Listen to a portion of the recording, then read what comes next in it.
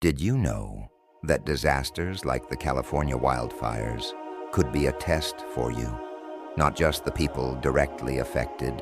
Stay with me, because we're about to explore how Islam views events like this and what they mean for each of us individually.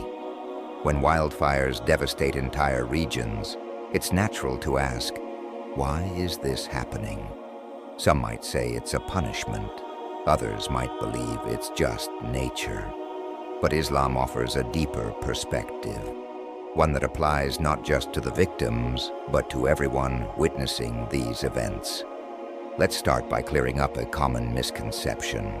In the past, Allah sent massive signs and punishments to people who rejected the truth, like the people of Prophet Lut or the people of Thamud.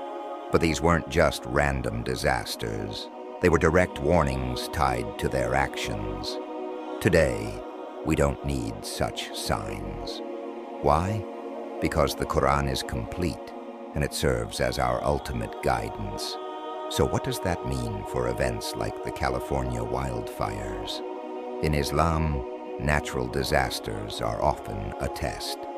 But here's the thing, they're not only a test for those who suffer directly, they're also a test for those of us watching from afar. For those in the middle of the disaster, the test might be about patience, faith, and resilience. How will they react?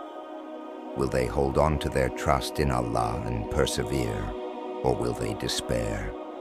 And for those of us far away, it's a test of our empathy and our willingness to act. Are we stepping up to help?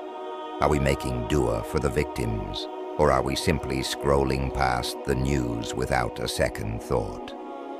The Prophet Muhammad, peace be upon him, said, "The believer's affair is amazing. All of it is good.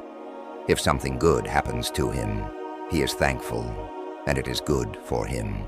If something bad happens to him, he is patient, and it is good for him." This hadith reminds us that every situation, whether easy or difficult, holds an opportunity for growth and closeness to Allah. But let's take this deeper. Events like wildfires remind us of our responsibility as stewards of the earth. The Quran says, "Corruption has appeared throughout the land and sea by what the hands of people have earned." This isn't just about blaming others. It's a call to reflect on our own actions. Are we protecting the environment? Are we living sustainably? Or are we contributing to the problems we see?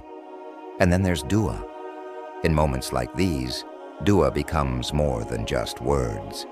It's an act of faith.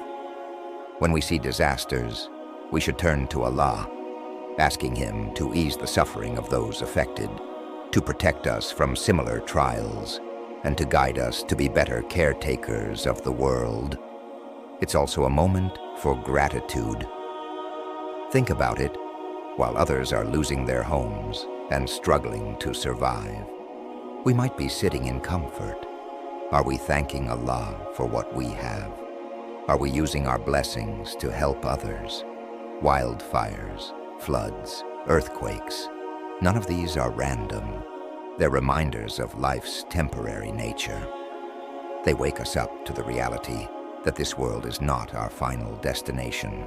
They push us to prepare for the akhirah, to live with purpose and to stay connected to Allah.